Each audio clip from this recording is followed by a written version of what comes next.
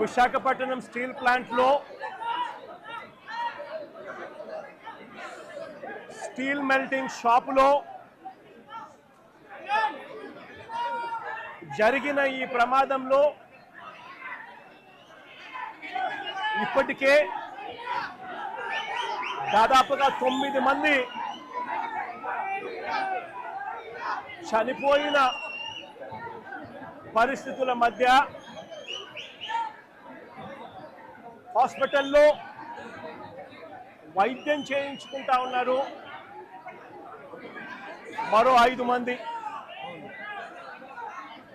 ఇందులో కూడా ఇంకా ఒకరి పరిస్థితి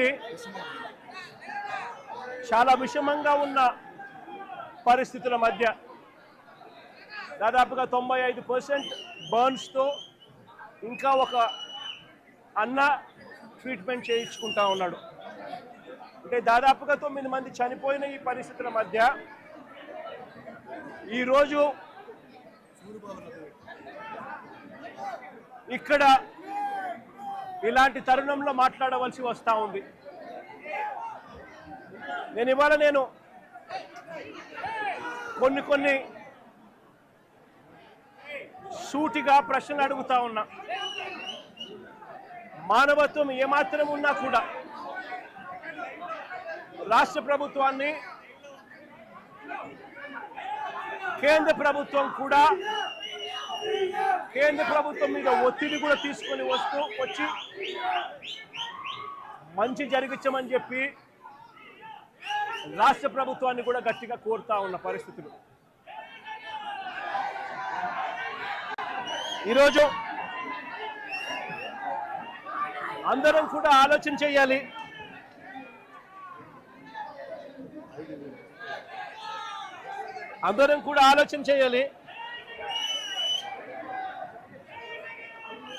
ఈరోజు